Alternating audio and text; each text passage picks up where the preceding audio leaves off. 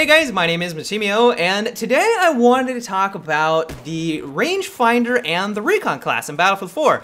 I've been getting a lot of messages from you guys expressing some concerns about this accessory. Some people think that the rangefinder and just the recon class in general with these attachments is going to be way too easy now. It's going to take all the guesswork out of things, it's going to make it less skillful, and overall it's just going to make it way too powerful, and then you're going to see just snipers way camping off in the distance 1,000 meters away from the objective and not playing the game, or not, at least not trying to help out their team.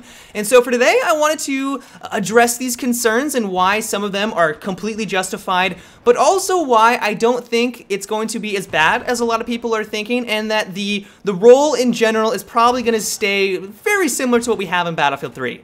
So if you're not familiar with how a rangefinder functions, basically what it does is identifies the distance from you to a target. So if you are hovering over an enemy and he is 500 meters away, it's going to tell you the distance from him to you, but then you also have the option to zero out your rifle to that distance. So let's say you zero it out to 500 meters, he's not moving, you aim directly at his face, you pull the trigger, he continues just to sit there, you're going to get a guaranteed kill, and it pretty much just takes all the guesswork out of trying to take someone out of that distance. And so it's for this very reason why people are a little skeptical. They're thinking that because the rangefinder is in there, it's going to take all the guesswork at trying to drop people at long range, and it's not going to require any skill anymore. And while I do agree to some extent, like at least in those circumstances when the target isn't moving, yes, absolutely, it takes all the guesswork out of trying to drop someone. So if you are a sniper or someone who likes to go prone a lot and camp in a location, your days are probably numbered, and snipers are going to have an easier time at dropping you.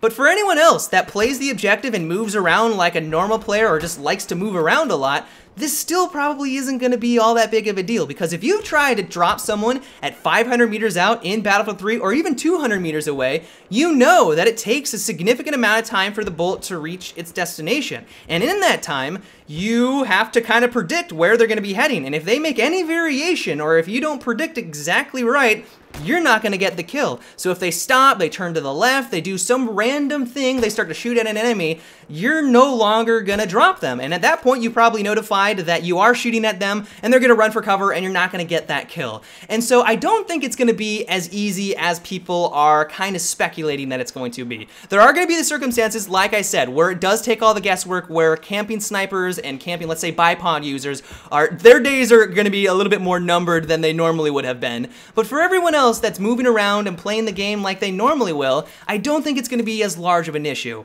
Another thing that people are bringing up is that because DICE are adding in really high-powered optics scopes, if you're not aware, DICE is actually adding in a 40x scope. I know it's a little bit ridiculous. The only thing we have right now, or the highest thing in Battlefield 3, is the 12x, so I can't even imagine what the 40x is going to be like. But that, coupled with the rangefinder, is going to promote people camping way off in the distance. They're not even going to be trying to play the objective, because they're going to try to play, you know, as a realistic sniper, trying to snipe people from like 1,000 meters away, and they're not going to really help out their team. And so people are concerned that because those gadgets are going to be in there, that it's going to promote that type of play style.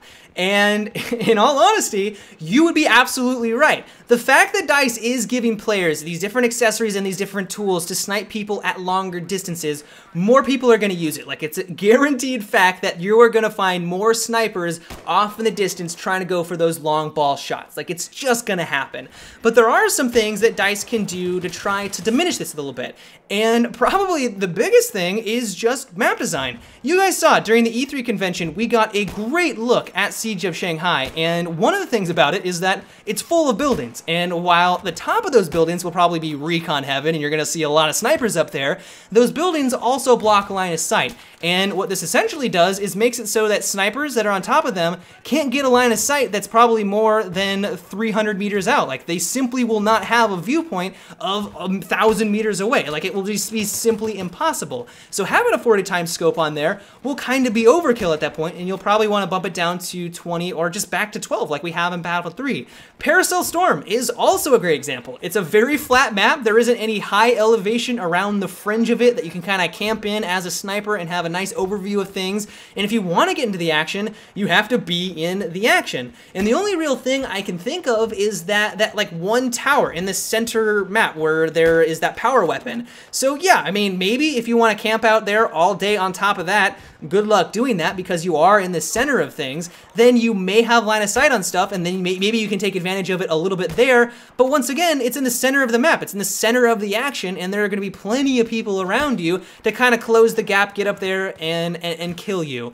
And so as long as DICE continues on with this type of map design and they don't put like a giant tower in your deployment that you can use to have a nice overview of things, then there will be very few places that using a 40 times scope will even be viable. Yes, there will be more people using it and trying it out and trying to snipe people from a distance, but as long as DICE approaches it correctly and they don't make it so that it's viable on every single map or there's only a very select few places where you can actually use it, it won't be all that effective. So with the addition of the rangefinder and all of these different accessories, it will make recons better. It will cause players to also camp a little bit further away from the objectives, and I know this will upset some people. But hopefully this video has kind of demonstrated why it's not going to be as large of an issue as some people are kind of thinking it will be. And as long as DICE kind of approaches things correctly, it won't really be all that large of an issue. But that is about it for today's video, guys. I hope you enjoyed. Let me know what you think about these additions to the rangefinder and the 40 times scope. Do you like it? Do you dislike it? Let me know down below.